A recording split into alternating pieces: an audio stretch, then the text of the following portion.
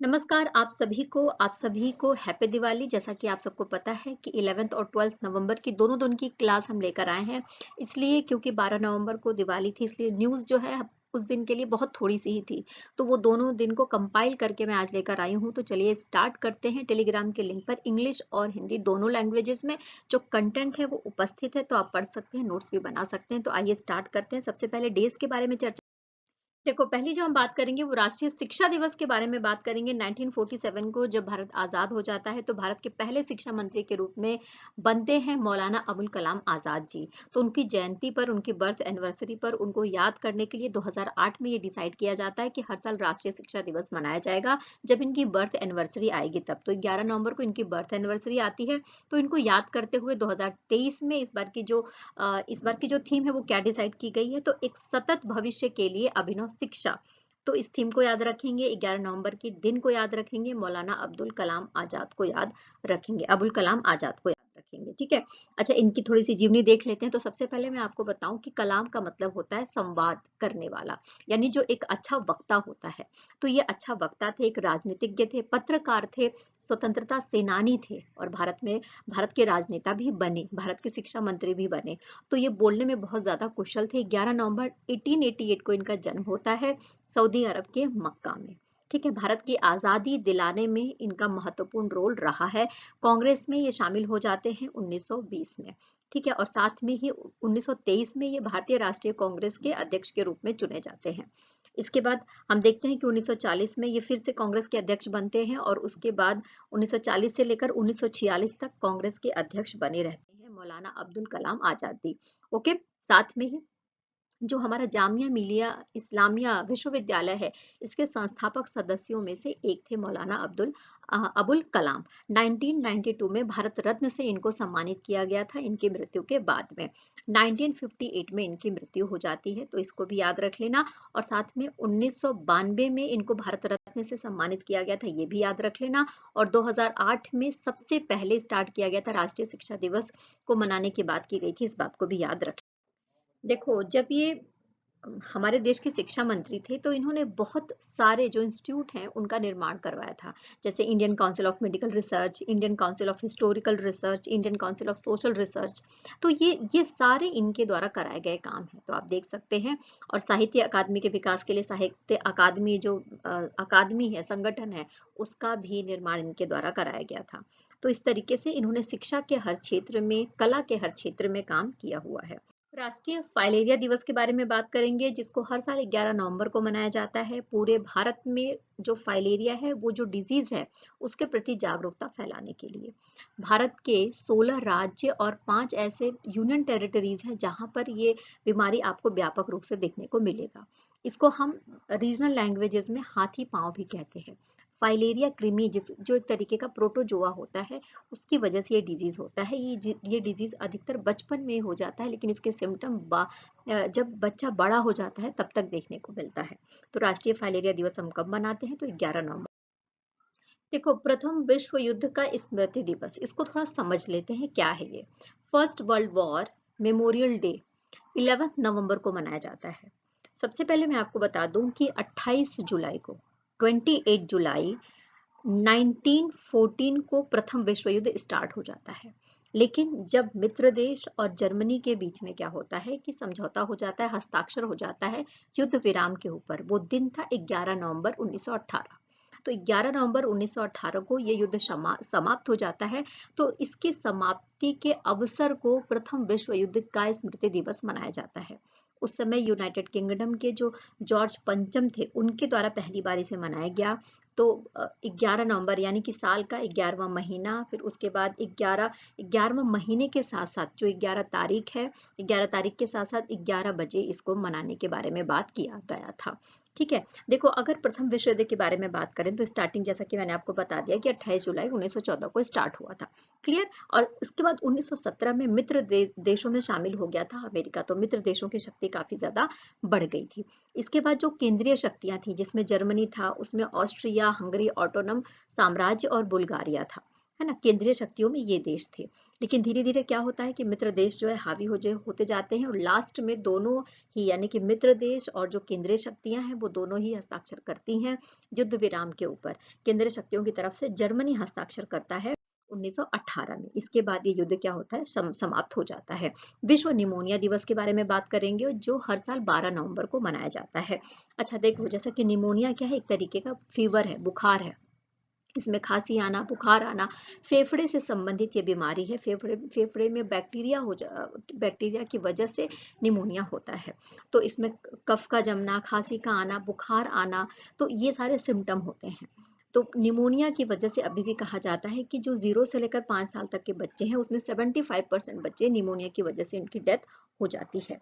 तो आप ये समझ सकते हैं कि निमोनिया कितनी ज्यादा घातक बीमारी है।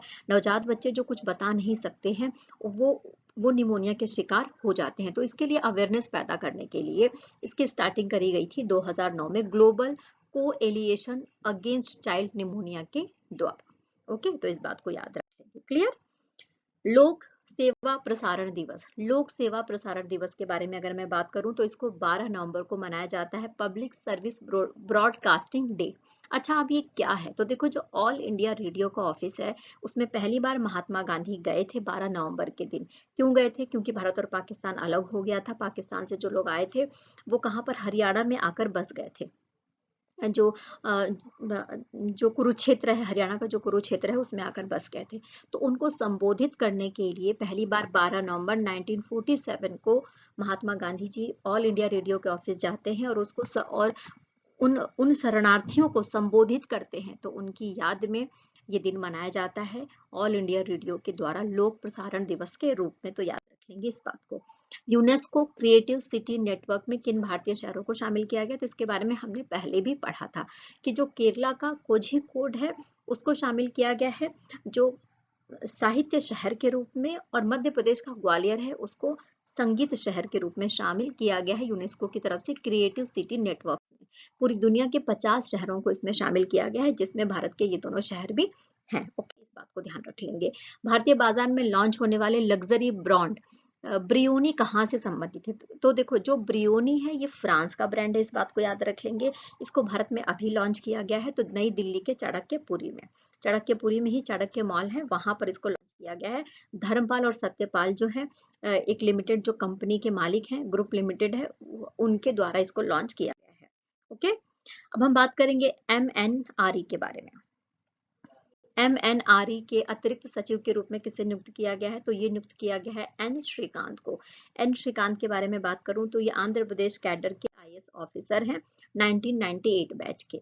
और जो हमारा केंद्रीय ऊर्जा और नवीन और नवीकरणीय मंत्रालय है, उसके लिए ये काम करेंगे अतिरिक्त सचिव के रूप में। ओके, न्यूजीलैंड के रचिन रविंद्र और वेस्ट इंडीज के हिली मैथ्यूज को किस माह का ICC player of the month पुरस्कार दिया गया है? तो देखो, ICC की तरफ से उसके क्रिकेट के खिलाड़ियों के लिए मेल और फीमेल दोनों को क्रिकेटर ऑफ द मंथ दिया जाता है। तो न्यूजीलैंड के रचिन रचिंद्र को दिया गया है अक्टूबर महीने के लिए, और वेस्ट इंडीज के हिली मैथ्यूज को दिया गया है, महिला क्रिकेटर है, ठीक है, इनको दिया गया है player of the month. Clear. आइए नेक्स्ट बात कर लेते हैं।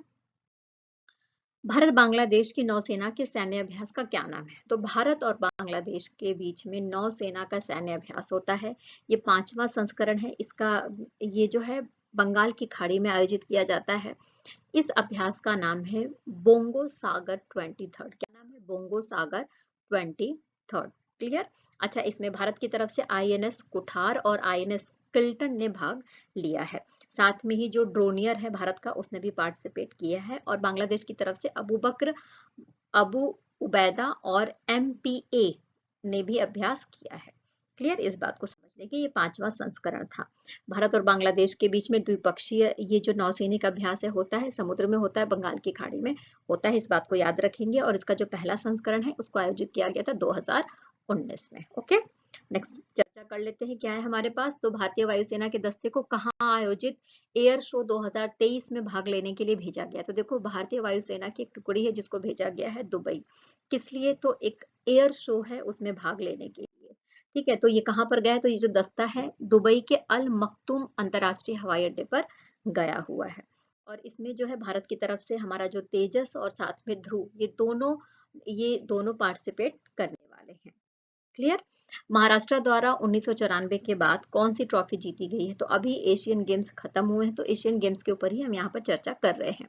एशियन गेम्स के ऊपर अगर मैं बात करूं तो भारत के लगभग 11,000 एथलीट्स ने भाग लिया था 45 अलग अलग खेलों में, जिसमें महाराष्ट्र ने सबसे ज्यादा पदक जीते हैं, सबसे ज्यादा गोल्ड मेडल जीता है। महाराष्ट्र नंबर 1 पर रहा है। और महाराष्ट्र ने एक ट्रॉफी जीती थी 1994 में, और अब जाकर ये ट्रॉफी दोबारा से जीती है लगभग 20 सालों के बाद में, जिसका नाम है राजा भालिंदर ट्रॉफी। इस बात को भी याद रख लेंगे। महाराष्ट्र फर्स्ट नंबर पे है। महाराष्ट्र ने कुल 228 पदक जीते हैं, जिसमें 80 सिर्फ गोल्ड है। क्लियर। अच्छा, इसके साथ साथ में सर्विसेज स्पोर्ट्स कंट्रोल बोर्ड आता है, जिसने 126 पदक जीते हैं टोटल, जिसमें 66 गोल्ड हैं। इसका दूसरा स्थान है। थर्ड नंबर पर आता है हरियाणा, जिसने 192 मेडल्स जीते हैं, जिसमें से गोल्ड है 62। मध्य प्रदेश का फोर्थ नंबर आता है, जिसमें से 112 पदक जीते हैं और 37 जिसमें गोल्ड मेडल है। पांचवा स्थान किसका है? तो केरला का है, जिसमें टोटल इसने 87 जो मेडल्स है वो जीते हैं और 36 इसने गोल्ड हासिल कर। देखिए, अब बात करते हैं सर्वश्रेष्ठ पुरुष एथलीट और साथ में ही बेस्ट फीमेल एथलीट कौन है। तो बेस्ट मेल एथलीट के बारे में बात करें तो कर्नाटक के तैराक हैं श्री हरि नटराज। ओके, इनका नाम याद रख लेंगे, जिन्होंने 8 गोल्ड, 1 सिल्वर और 1 ब्रॉन्ज मेडल जीता। क्लियर। इसके बाद उड़ीसा के जिम्नास्ट हैं संयुक्ता प्रसेनकाली, और उड़ीसा की हैं प्रणति नायक। इन्होंने बेस्ट फीमेल एथलीट का अवार्ड जीता है, जिसमें इन्होंने 4 गोल्ड मेडल जीते हैं और 1 सिल्वर मेडल जीता है। को ध्यान रख लेंगे। अब हम नेक्स्ट बात करें आईएसएस के बारे में। ठीक है, तो आईएसएस को अनुसंधान गियर और उपकरण पहुंचाने के लिए स्पेस एक्स का कौन सा मिशन लॉन्च हुआ है? तो स्पेस एक्स, जैसा कि हम सबको पता है कि अमेरिका का एक एजेंसी है जो काम करती है ना। तो इसका मिशन चलाया जा रहा है आईएसएस को जो उपकरण पहुंचाने के लिए। तो ये इसका जो नंबर है वो कौन सा नंबर है? तो इसके पहले 28 मिशन ये चला चुका है, ये इसका 29वां मिशन।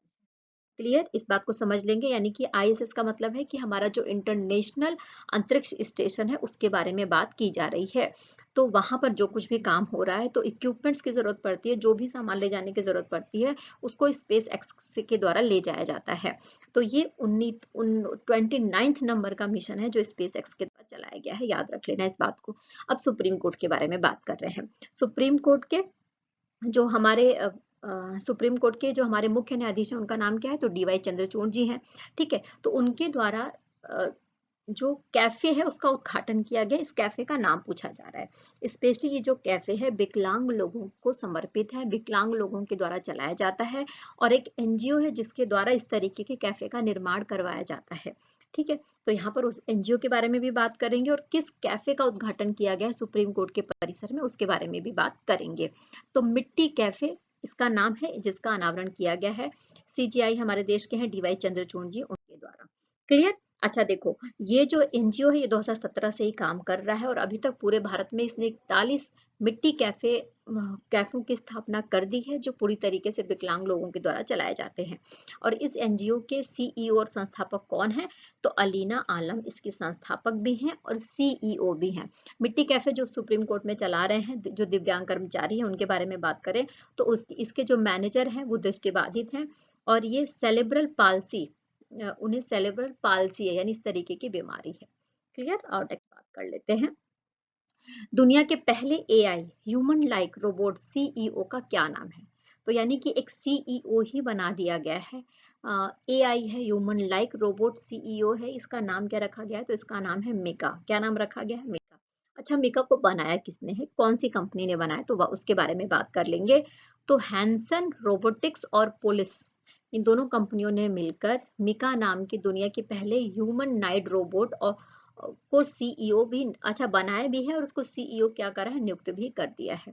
यानी अब जो कुछ भी काम है एक सीईओ का, ये जो एआई है ये करेगा। Okay, clear.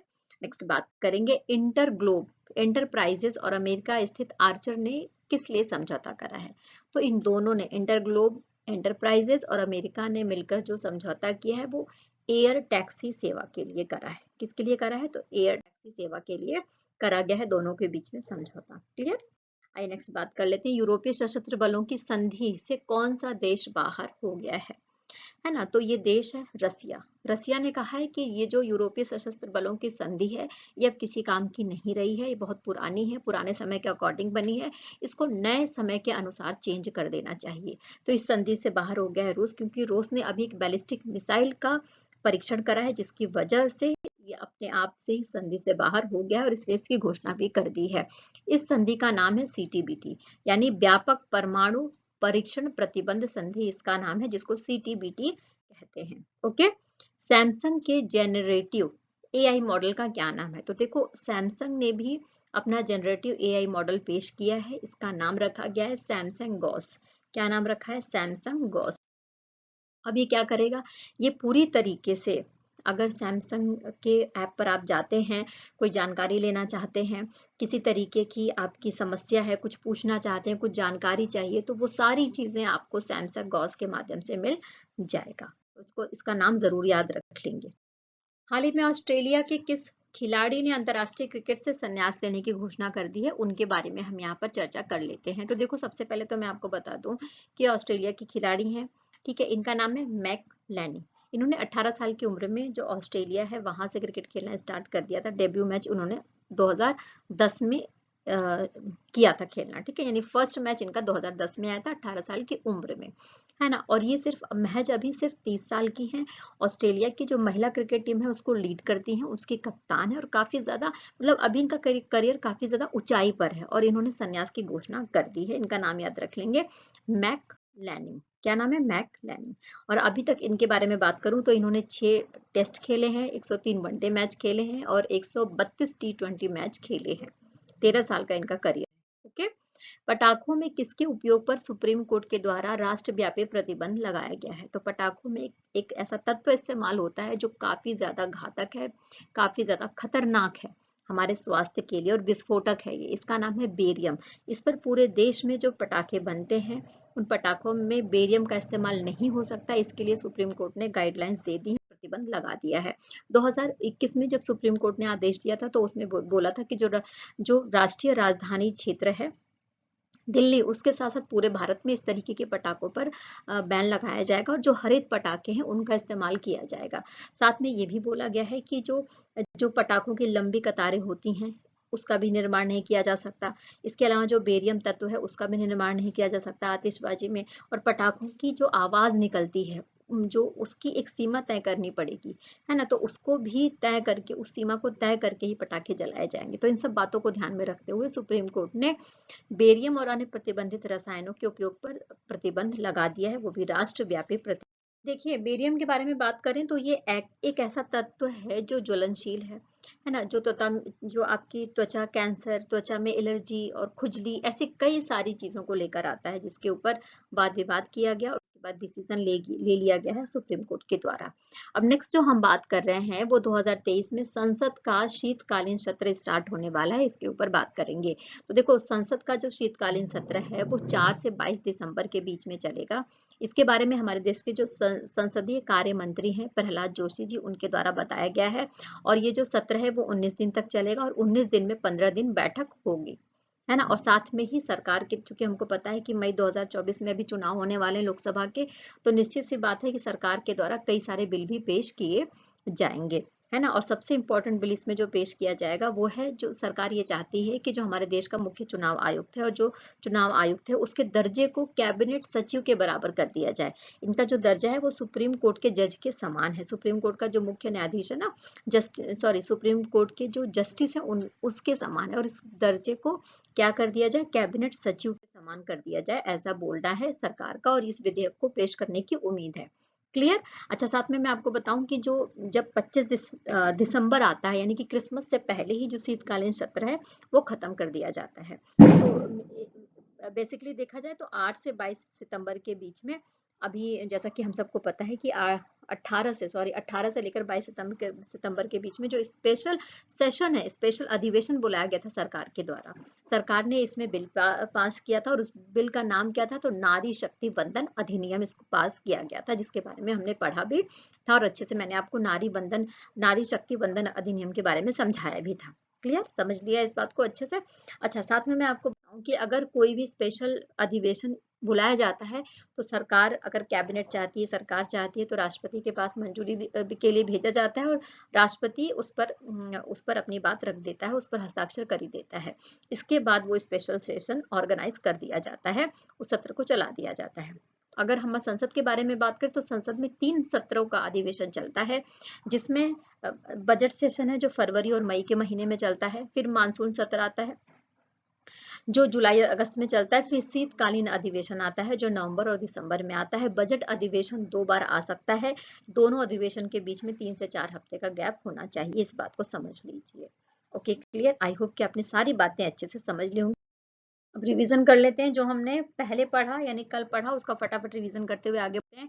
तो सबसे पहले बात करेंगे 9 से 15 नवंबर तक अंतर्राष्ट्रीय विज्ञान और शांति सप्ताह मनाया जाता है। 10 नवंबर को शांति और विकास के लिए विश्व विज्ञान दिवस मनाया जाता है। WHO की ग्लोबल टीवी रिपोर्ट 2023 के अनुसार भारत में टीबी मामले के लिए कितने प्रतिशत उपचार उपलब्ध है, यानी अगर किसी को टीबी हो जाता है तो भारत के अंदर कितने प्रतिशत की सुविधा है, ये रिपोर्ट जारी करी गई है WHO के द्वारा। तो ये रिपोर्ट में भारत की जो सुविधाएं हैं टीबी को लेकर वो बढ़ी हुई प्रतीत होती हैं और 80% की रिपोर्ट दी है WHO ने। ओके, एशिया यूनिवर्सिटी रैंकिंग 2024 में कौन सा भारतीय संस्थान ने सर्वोच्च रैंक प्राप्त किया है? तो देखो 50, ये जो विश्वविद्यालयों की रैंकिंग है, अगर इसके बारे में बात करें तो ये जो एशिया के यूनिवर्सिटीज हैं उनके लिए रैंकिंग दी गई है और इसमें हमारे देश के जो यूनिवर्सिटीज हैं उसके बारे में बात करें तो सबसे फर्स्ट नंबर पर IIT बॉम्बे आता है। ठीक है, इस बात को ध्यान रख लेंगे। उसके बाद IIT दिल्ली आता है, टॉप 50 में इन दोनों ने अपनी जगह बनाई हुई है। आदित्य L1 मिशन के पेलोड का नाम पूछा जा रहा है। आदित्य L1 मिशन सूरज के लिए इसरो के द्वारा चलाया गया मिशन है, यानी सूरज के बारे में जानकारी मिलेगी इस मिशन के तहत। तो इसके पेलोड का नाम यहाँ पर पूछा जा रहा है, तो पेलोड का नाम है HEL-1OS। ओके, HEL-1OS इसका नाम है, इसको याद रख लेना।